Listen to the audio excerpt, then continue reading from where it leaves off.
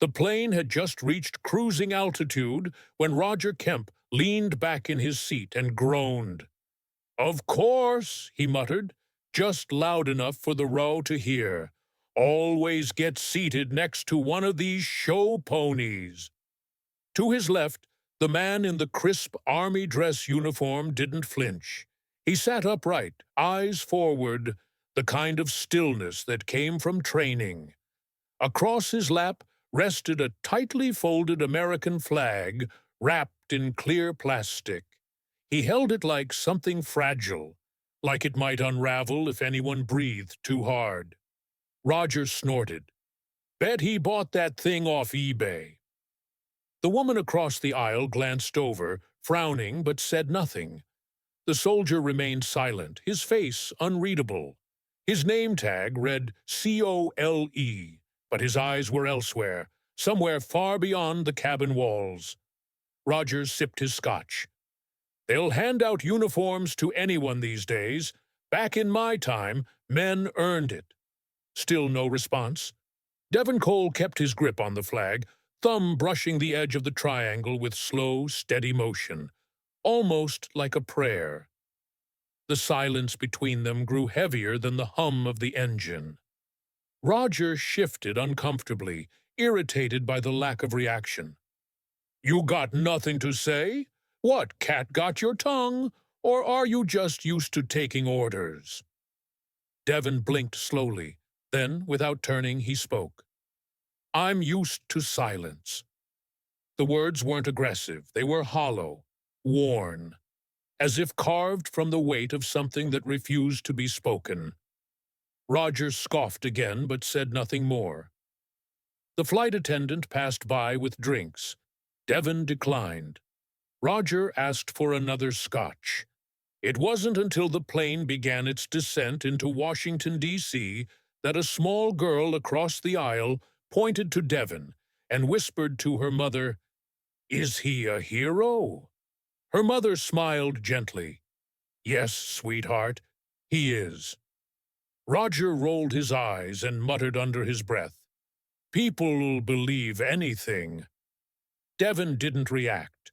His fingers clutched the flag tighter. As the wheels touched down and the cabin filled with the rustle of seat belts and phones, Roger pulled out his phone and took a quick, discreet photo of Devon holding the flag. He posted it on social media with the caption, "Another clown in uniform, probably staged. America eats this crap up." Devon stood slowly, waiting for others to move before stepping into the aisle. As he passed Roger, their eyes met for the first and only time.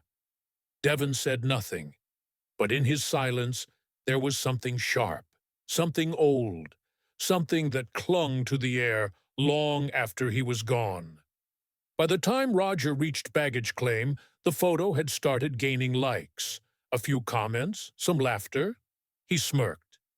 Across the city, Devon checked into a modest motel.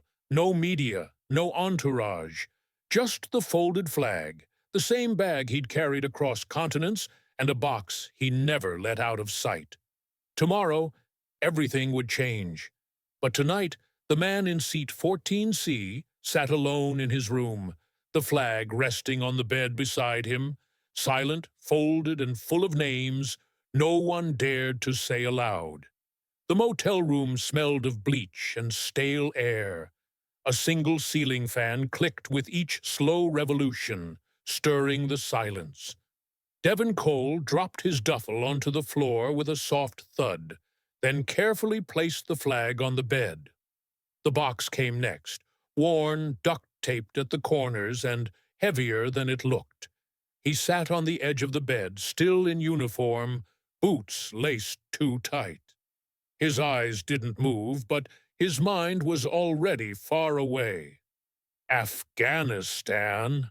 He could still feel the heat pressing down through the armor, the stench of burning rubber and dust, the way the static on the comms seemed to pulse just before an explosion.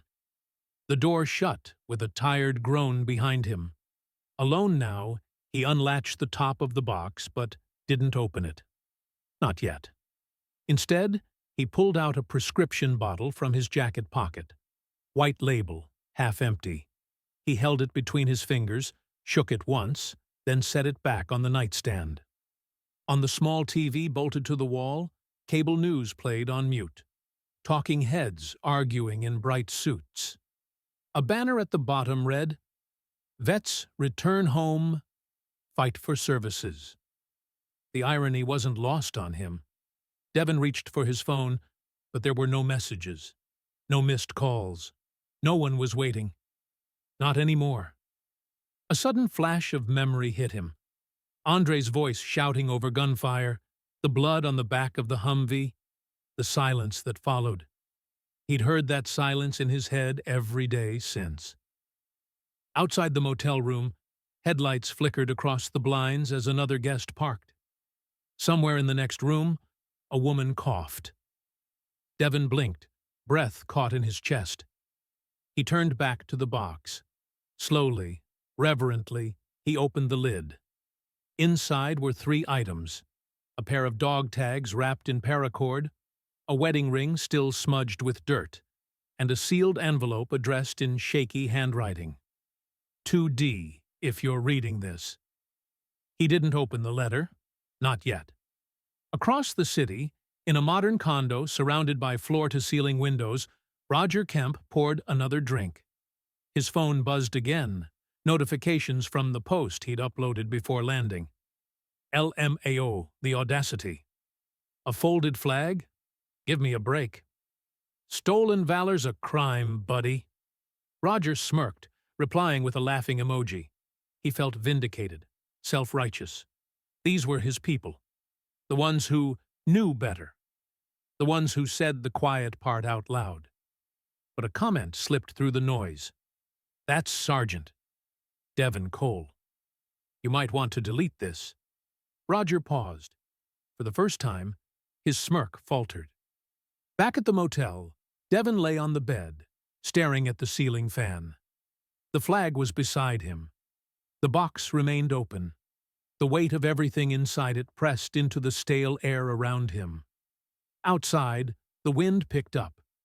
Rain tapped against the glass in erratic patterns. His phone lit up. One new notification. Devon didn't move. Tomorrow would come, whether he wanted it to or not.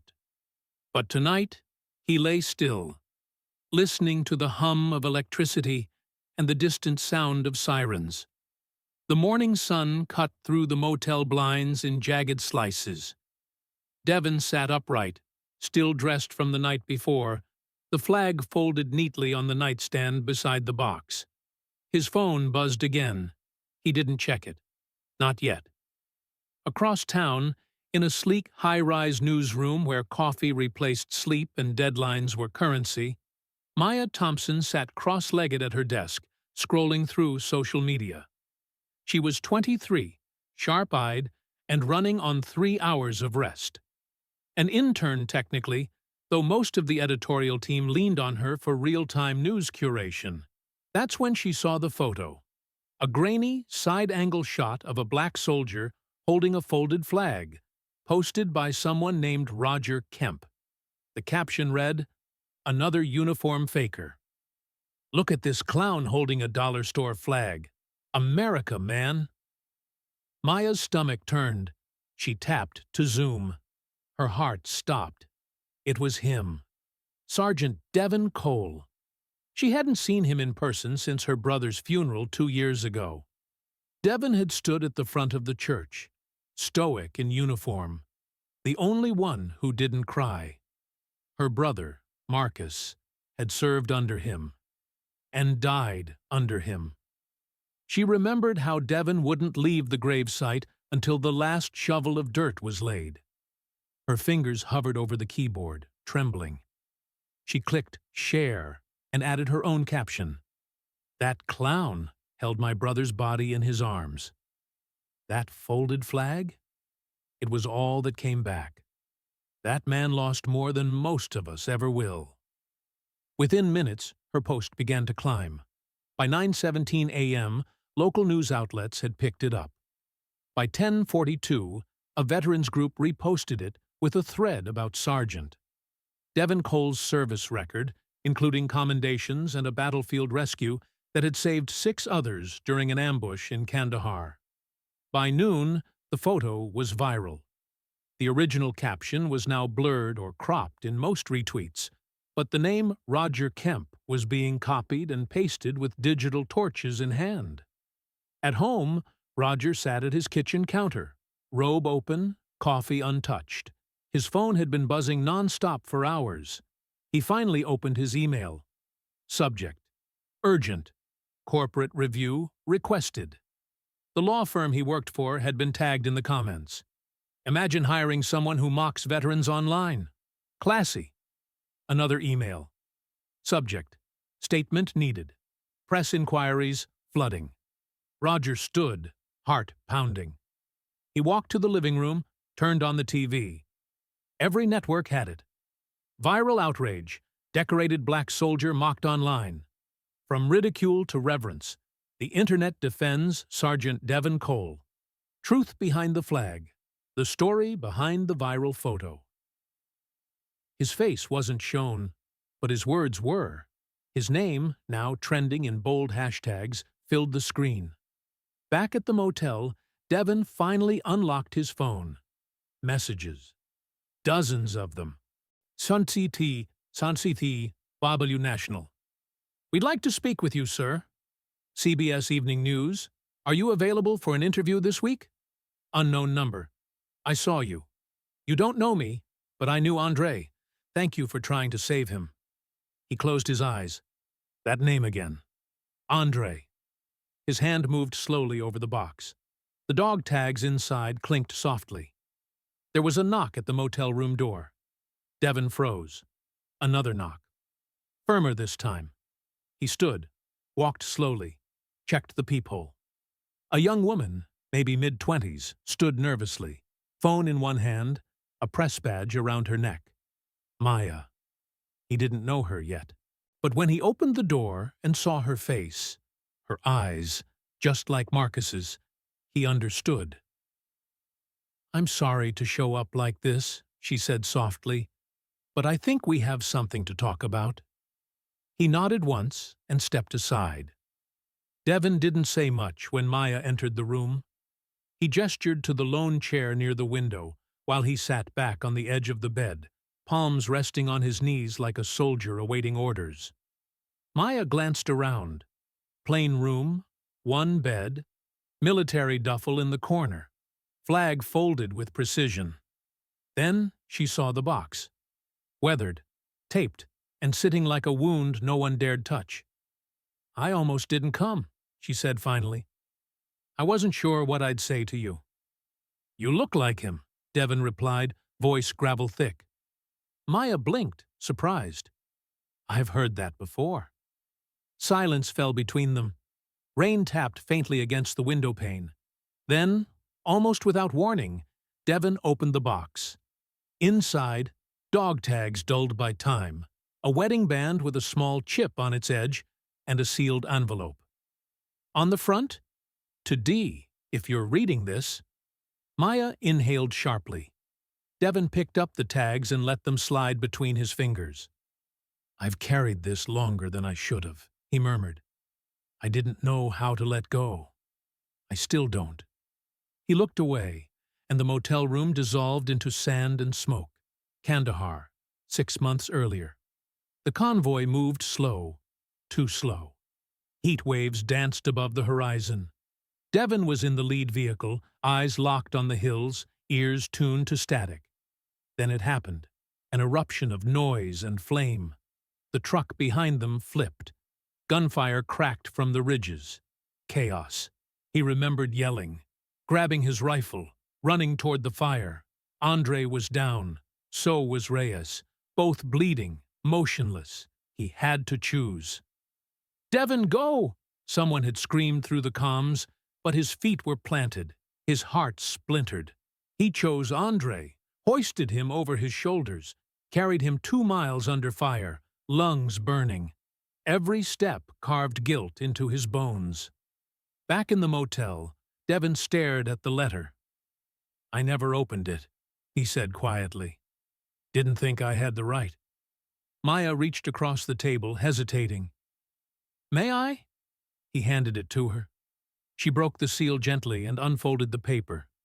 It was stained, creased, written in crooked ink. She read aloud, voice trembling. If this ends the way I think it might, I need you to know something. I followed you because I trusted you. I still do. Tell Maya I'm proud of her. Tell her I wanted to come home. But if I don't, carry me back. Don't leave me in that place. Promise me. A. Maya stopped reading. Tears lined her eyes. You kept your promise, she whispered. Devon nodded, his jaw clenched. I kept him close. I couldn't face your family. I thought I failed him. Maya shook her head.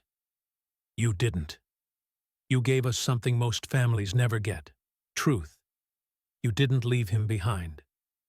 He looked at her then, and for the first time, something unspoken passed between them.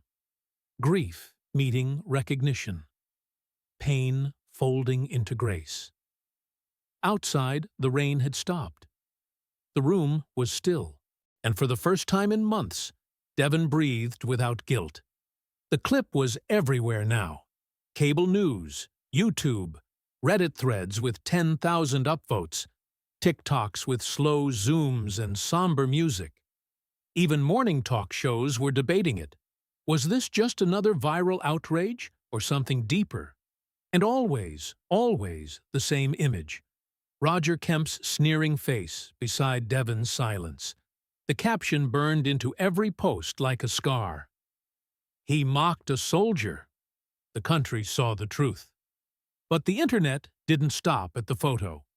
By Wednesday morning, a user on Twitter had done what the news hadn't. Dug into Roger's past. A trail of lawsuits, NDAs, and internal complaints surfaced. Racial slurs muttered at a country club waitress. A black employee fired under vague cultural fit language. A donation to a fringe political group in 2012. Screenshots spread like wildfire. Retired hedge fund manager or just a public bigot? Read the Daily Journal. Roger Kemp. What money couldn't hide, blared the headline from another. His old colleagues stayed quiet. His golf buddies didn't return calls. And by noon, his face had been removed from the board of a local museum he once funded. Inside his gated home, Roger paced in silence. The living room TV flickered with breaking news, and his name in scrolling red. He picked up his phone. 6 missed calls from reporters, 3 from his adult daughter, 1 from a lawyer he hadn't spoken to in years. He pressed the speaker. Roger, you need to issue a statement. Something remorseful. This is spiraling. He slammed the phone down. By Thursday, he gave in. He appeared on a local affiliate, seated in front of his fireplace, blazer too tight, face powdered and pale. I never meant to offend anyone, he said. I misunderstood the situation. I'm from a different time. The host raised an eyebrow. You called him a clown holding a dollar store flag. Roger shifted uncomfortably. People don't always look like what they claim to be. The anchor didn't smile. You were wrong. Roger blinked. I'm sorry if I caused pain. But the apology felt mechanical, stitched from fear, not remorse. Meanwhile, across town, Devon sat on the edge of the motel bed, phone dark, TV unplugged. He hadn't given a single interview. Offers had poured in. CNN, 60 Minutes, even a book agent. He said nothing. That silence echoed louder than a speech. Maya watched him from the table, laptop open, scrolling through public reactions. One comment stuck out. Why won't the soldier speak? What's he hiding? She looked up. You should say something, Devon. He shook his head. They don't care about the truth. They want a face to cheer for. A headline, you're more than a headline. He said nothing. And somewhere in that silence, Maya understood. This wasn't about just Roger. It wasn't about a photo or a flag. It was about what people choose to see, what they ignore until it's forced into their feed. Outside the motel, reporters were now staking out. The privacy was shrinking, and in the center of it all was a man trying not to relive the war that never truly ended. The Veterans Center was quiet at noon, an old brick building tucked between a pharmacy and a payday loan shop. Inside, the hum of vending machines mixed with the faint static of a muted TV playing war footage no one watched. Maya found Devon in the back, seated beneath a faded wall mural that read, "Honor through Service." He was helping an elderly man fill out a benefits form, his voice low, steady. She waited until the man shuffled away before stepping forward. "Why are you hiding here?" she asked, not unkindly. Devon didn't look up. "I'm not hiding. I'm helping." From a motel room to this, avoiding cameras, calls, the whole world. That's not helping. That's retreating. His jaw tensed. Maybe the world needs less noise. Or maybe it needs your truth, she snapped, eyes flashing. Devon finally met her gaze. Tired eyes, sunken shoulders, the weight of 10 years behind them. Maya sat across from him. "You held my brother's body for 2 miles under fire. You carried him home. People should hear that." He leaned back. "I was supposed to bring him home alive." The words hung between them, raw, unfiltered. Maya swallowed. "You didn't kill him, Devon." "I made the call to push forward. I took the lead. If I'd hesitated, if I'd checked that ridge again..." He trailed off. A beat of silence. Maya softened. "Andre trusted you. He chose to follow you. He told me in letters that you were the only one who never lied." Devon turned his head, blinking fast. "You think being silent is noble," she continued, "but right now, your silence is just giving Roger room to breathe." He flinched. Maya stood, pulling a notebook from her bag.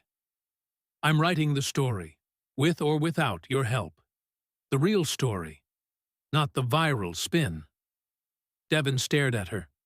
"I'll tell it right," she promised. "Not for views, not for rage, for Andre, for you." "He did," she nodded, eyes wet. "My cousin knew Andre, said he died saving 4 others." On a bus in downtown D.C., a little boy tugged his father's sleeve. "Dad, that's the man from the airport." The father looked at the screen, then at his son. "No," he said softly. "That man's a hero." Meanwhile, Roger Kemp's name trended again, but this time alongside words like shameful, disgrace, and coward. Old footage of his apology replayed in split screens next to Maya's story. A popular podcast host called it the clearest line between cruelty and consequence we've seen this year. Roger stayed indoors. Outside his mansion, protest signs appeared. "He served. You sneered. Apologize with action. Silence is not regret." Inside, Roger's daughter stood in the foyer, shaking. "You don't get to pretend you didn't mean it, Dad." "I said I was sorry." "You were sorry you got caught." She threw down her phone. The screen cracked. At the Veterans Center, Devon stared at the article on a borrowed tablet. He didn't speak for a long time. When he finally did, his voice was hoarse. "She used the funeral photo." The director, a woman named Lorraine, touched his shoulder. "She told the truth, baby. Maybe that's what people needed." Devon's fingers hovered over the screen. He whispered, he hated pictures.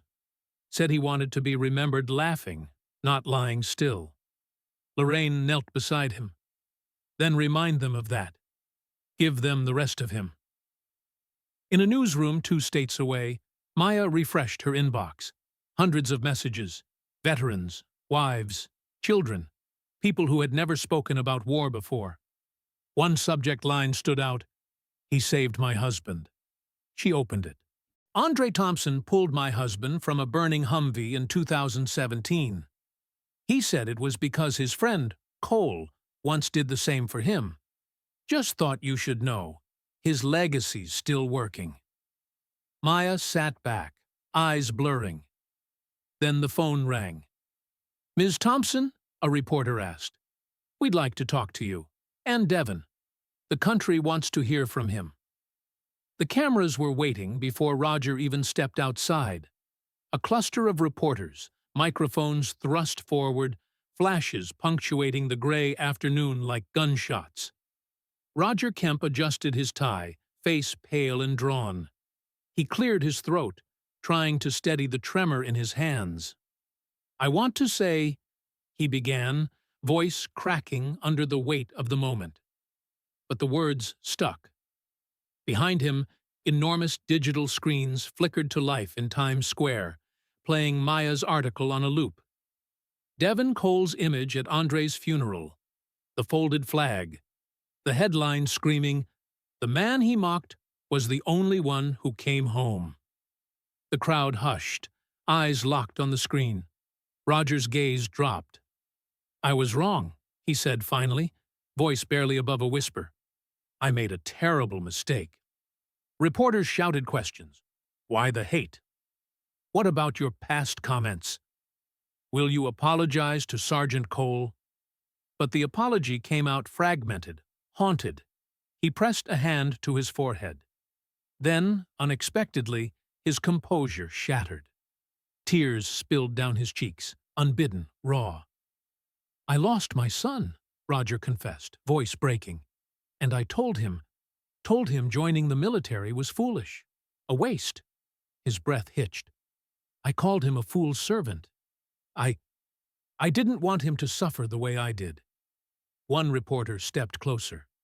"What happened to your son?" Roger swallowed hard. He enlisted anyway. Deployed to Afghanistan. Never came home. The crowd fell silent, stunned. For the first time, Roger wasn't just the antagonist in a viral outrage story.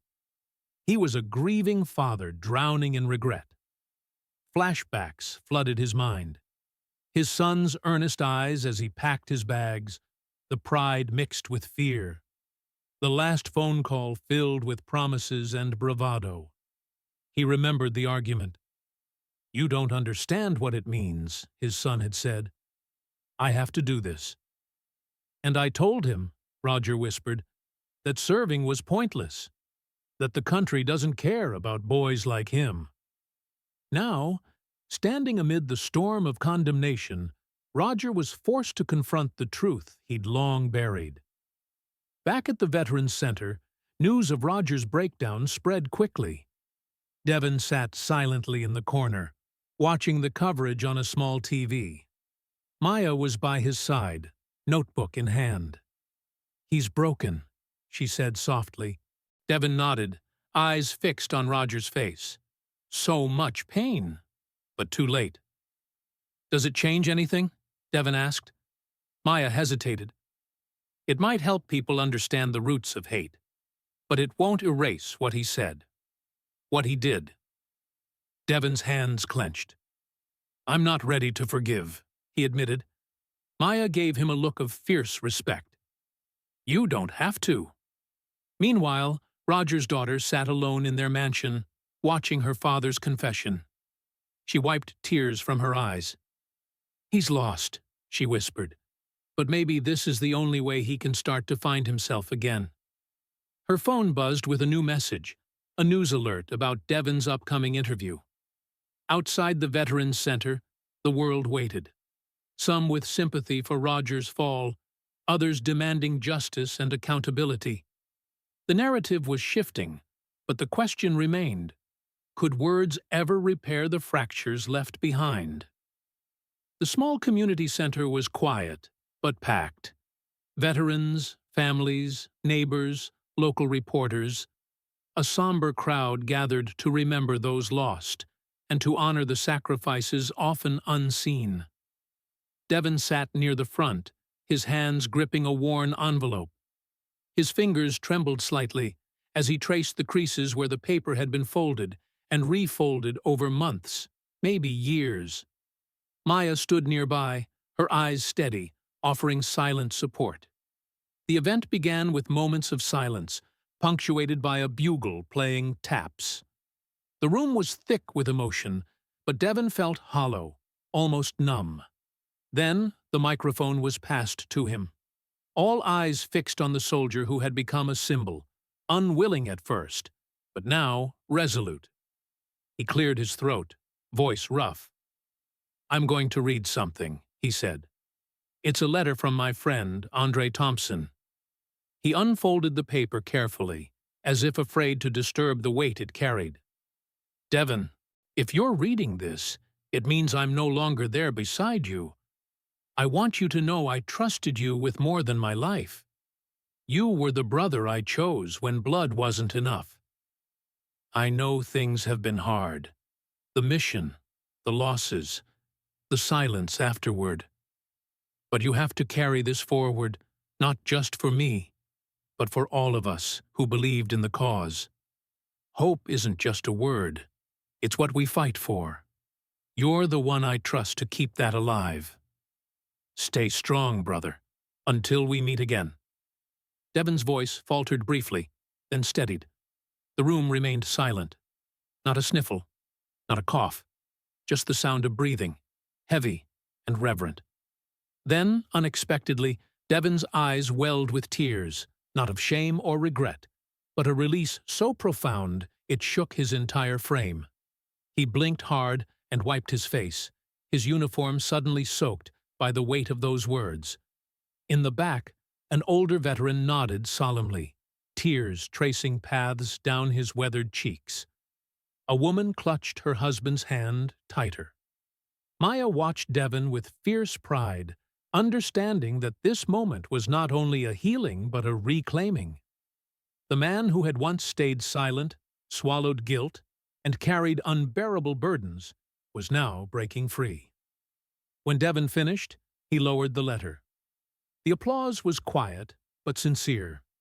A few voices called out words of encouragement. Devon stepped down, the air around him lighter somehow. Later, outside the building, a reporter approached. "Sergeant Cole," she began gently, "why now? Why decide to share this letter?" Devon paused, looking at the folded flag in his other hand. "Because silence isn't strength. It's pain hidden away, waiting to consume you. Andre's letter. It reminded me that hope lives on through truth." She nodded, understanding the depth behind his words. Across town, Roger Kemp watched footage of Devon reading the letter on his cracked television screen. His face was somber, a long silence stretching between him and the echoes of his own regrets.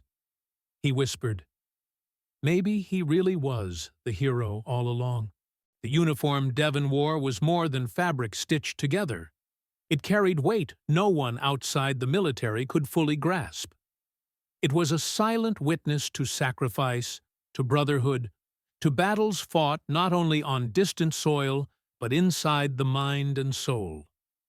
Through Devon's story, Maya's narration reflected on countless others, the men and women who donned the same uniform, only to be met with suspicion, scorn, or indifference when they returned home. We see a young woman, Private Lila Harris, walking through an airport, her uniform crisp, her eyes tired. Whispers trail behind her. Why would she want to fight? Does she deserve respect? Lila shrinks inward, the invisible wounds pressing harder than any battlefield injury. Elsewhere, a middle-aged man, Sergeant Miguel Torres, visits his son's school. His proud smile falters as parents pull their children away. "The war's too controversial," one whispers. Miguel clenches his jaw, the burden of service doubling as a burden of silence. Back to Devon, standing in front of the flag-draped coffin of another fallen soldier. A stranger whose story never made headlines. The camera lingers on his eyes, tired, resolute. His uniform, worn but immaculate, carries the unspoken history of pain and perseverance. Maya's voice returns, soft but urgent. The uniform is more than honor or ceremony. It's a testament to lives marked by loss and courage, often invisible to the world they protect. Her words weave through images of veterans from all walks of life, their faces etched with the cost of service. Her article series, The Man in Seat 14C, becomes a national conversation, challenging perceptions, igniting debates about respect, recognition, and the true meaning of patriotism. Readers share their own stories online, some apologizing for their past ignorance, others grappling with complex feelings. Devon watches the growing dialogue with cautious hope. The man once mocked, now a symbol, not of perfection, but of resilience. He folds Andre's letter carefully, placing it inside his uniform pocket, close to his heart. Maya visits Devon one last time before her series closes. "We told the truth," she says quietly. Devon nods, eyes reflecting a mixture of pain and relief. Maybe now people will see beyond the uniform. The final scene lingers on Devon, walking away from the veteran center, shoulders squared, the weight of the uniform no longer a burden, but a legacy. The morning air was crisp, almost biting, as Devon stood outside the small memorial park. The sky held a pale gray promise of rain, but the weight on his shoulders felt heavier than any weather could make. In his hands, he held the folded flag, the same one that had traveled with him through war zones, through loss, through public shaming, and finally, through truth. Devon's fingers traced the sharp edges of the flag with reverence. It was the final piece of a long journey, one that had defined him in ways he never asked for. Standing before him was a woman, her eyes glassy but steady. Andre's widow. A woman who had waited years for answers, for closure, for some semblance of peace. Devon extended the flag toward her, voice low and steady. "He asked me to carry it," he said, "but it was never mine to keep." She reached out, trembling slightly, and accepted the flag. Their hands brushed briefly, an unspoken bond forged in grief and respect. For a moment, the world seemed to stop. The noise of headlines, the anger of strangers, the weight of guilt, all faded away. Behind them, the memorial was quiet. Names etched in stone, stories untold, sacrifices invisible to most. Devon looked at the faces of those who had come to remember. Some nodded silently in respect. Others wept softly, their loss palpable. As Andre's widow folded the flag into her arms, Devon took a deep breath and felt something shift inside him. The heaviness began to lift. The ceremony ended with a respectful salute, soldiers standing tall as the flag was lowered to its final resting place in her hands. Devon turned, walking away from the memorial, his steps lighter than they had been in years. Later, Devon entered the VA building, a place he once feared, now a symbol of hope. This time, he was not alone. A small group of veterans walked beside him, some nodding encouragement, others sharing quiet smiles. The halls were filled with echoes of courage and struggle, stories of healing beneath the sterile fluorescent lights. Devon's pace was steady, his heart less burdened. As he disappeared around the corner, the scene faded. The sound of marching boots echoed softly, accompanied by a profound silence. It was a silence that held honor, remembrance, and the promise of new beginnings. The story of the man in seat 14C had come full circle, not with vengeance or anger, but with acceptance and the quiet dignity of truth.